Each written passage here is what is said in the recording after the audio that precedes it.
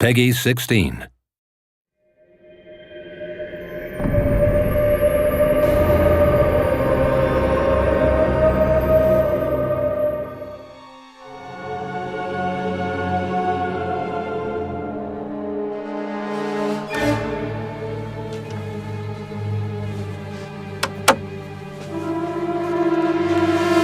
In Fable III, I play Sabine. I am Sabine, elder of the Dweller tribe. This is my first experience voicing a video game. So what drew me to it was the team, how committed they are, how well organized everything is, and how beautiful the game is. There is, I think, some loose connection between a character I played in a film called The Last Legion and Sabine. They're both from the same part of the UK. They're both from Wales. All right, I'll shout. Sabine's History of the Dweller tribe. And I apologise to any Welsh players of the game for my Welsh accent, but I did have a go. So royalty walks into our home. A princess, no less. You're a long mile from the castle, princess. What do you think of our home, then? Do you like what your brother has done to us? In Fable III, I played Teresa, who is a seer who was blinded in her youth. I think you see that in Fable I. She is born to see into the future. Sabine is a good man, and his people are strong. I play a character called Riva. He's a kind of, I don't know how you describe him, a foppish, debauched ruin of a rake of a piratical libertine. I wouldn't call him immoral so much as amoral. He has no morality whatsoever. He doesn't even have a concept of morality. These pitiful men are not a patch on my old bloodstone pirates. Oh, how I miss them sometimes. There's always something stylish about being utterly wicked.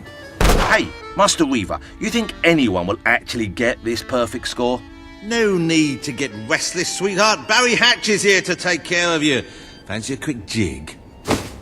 Riva will prove your most valuable asset. The character I play in Fable 3 is Logan, who is the King of Albion. This is my Albion.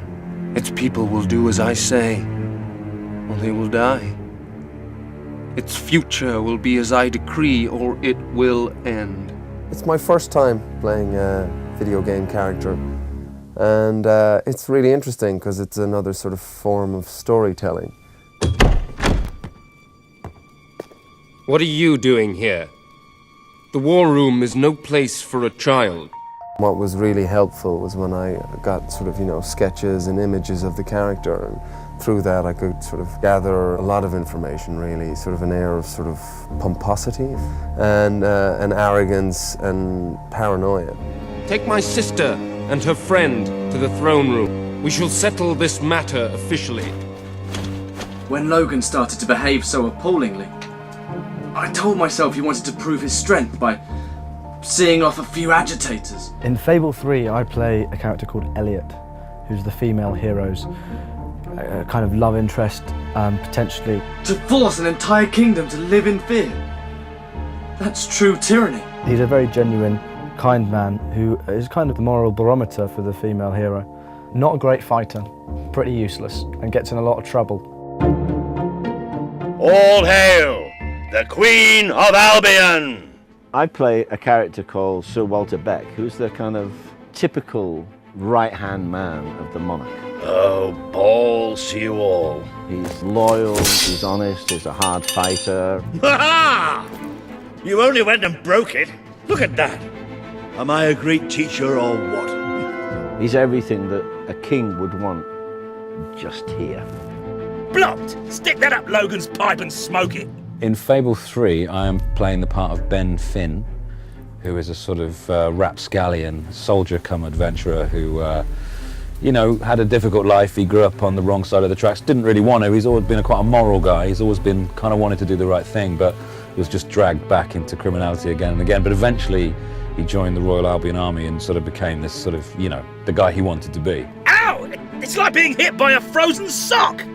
I played Jasper, who is the butler at the Royal Palace, and he was originally butler to the king who's gone all wrong. And now he is the great and faithful and loyal attendant on the young fellow who's going to become the hero, or the young girl who's going to become the heroine. You've a new mask, an exciting mix of daring and dashing. A bit like my first cat, Simon.